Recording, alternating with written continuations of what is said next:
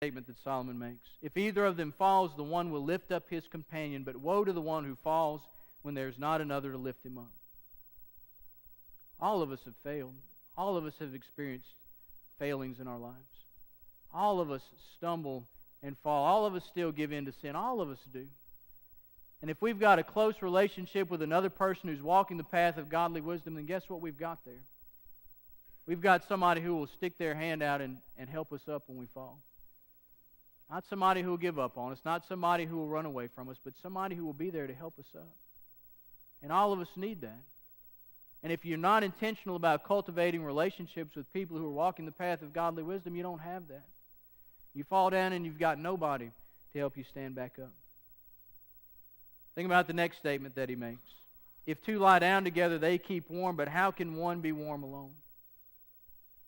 It's a pretty vivid picture of somebody maybe shivering out in the cold, or maybe even lying there in their beds. You know, in Solomon's time there, things were a little more primitive than they are now. I bet people got cold at night. No heaters, no electric blankets, none of that stuff that we like to use to keep ourselves warm. And there's this picture of somebody who's lying there cold by themselves, but then Solomon says if two lie down together, they can keep warm.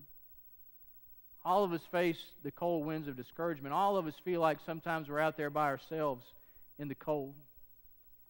If we don't have close relationships with other godly people, then we don't have anybody else to come alongside us and to help encourage us, to warm us up a little bit. But if we do, then we've got a friend there who, when we get discouraged, we can pick up the phone, we can call. Solomon makes another statement after that. He says, if one can overpower him who is alone, two can resist him. Think about that for a second. All of us face temptation, don't we? All of us face the lies of Satan. All of us face those times when he comes to us and he says, look, the pleasure of disobedience right now is greater than the reward that faithfulness in the long run will bring. All of us face temptations. And if we've got a relationship with somebody else who's a godly person who's walking the path of godly wisdom, we've got somebody else who can stand with us and help us resist those temptations. If we don't have that person, then there we are all by ourselves, facing the attack of Satan. You see, we need each other. We need relationships with other people who are walking the path of godly wisdom. We need that. And I think we've lost sight of that. We don't want to allow anybody else into our lives. We don't want to give anybody else a glimpse into what we're struggling with because we're afraid of what they'll think. But guess what? They're struggling with the same things too. And they need somebody too. And so, two parts to the wisdom of right association this morning. One is being able to evaluate our current relationships. Every one of them, and being able to say, is this relationship helping me draw closer to God, or is it pulling me further away from Him? If it's pulling me further away from Him, then maybe I need to sever the relationship, or maybe at a minimum I just need to step back from it a little bit. Maybe I need to give it a little bit of space. The other part of the wisdom of right association is we need to be able to ask ourselves, am I intentionally cultivating relationships, friendship relationships with other godly people?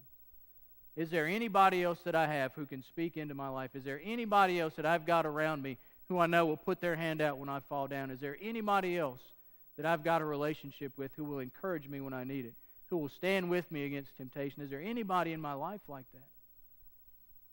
If there's not, then when we fall and we're laying there by ourselves, when we're shivering out in the cold alone, when we're being defeated by the attacks of Satan by ourselves, we've got nobody to blame but us, because look around. Just right here in this room, look around. All the potential relationships, all the people who you could have standing with you, if we just let other people into our lives. So are you exercising discernment in the way that you build relationships? I guess there's probably a third part to that too. And that's the most important relationship there is, and that's your relationship with God. Have you ever entered into a personal relationship with God that started with, God, I know I've sinned and I need you to forgive me of my sins, and I'm trusting in the death of your Son for salvation? Have you ever entered into that kind of relationship with God? If you haven't, then that's where all of this starts. Because without God, there's no wisdom. Without God, there's no life. Without God, there's no meaning to life. It starts with a relationship with Him. How are your relationships this morning? Are you practicing the wisdom of good company? I don't know what you need to do with this. Maybe you need to just spend some time asking God, God, help me evaluate my relationships. God, show me which ones I need to sever, which ones I need to distance myself from. Maybe that's what you need to do. Maybe you need to say, God, show me a person. Maybe somebody who's here this morning, maybe not.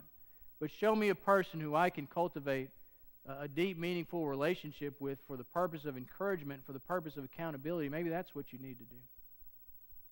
Maybe you just need to say, God, I don't even know you, but I want to. Or maybe there's something else. Our altars are open if you want to come and pray. If you can't kneel at the altar but just want to come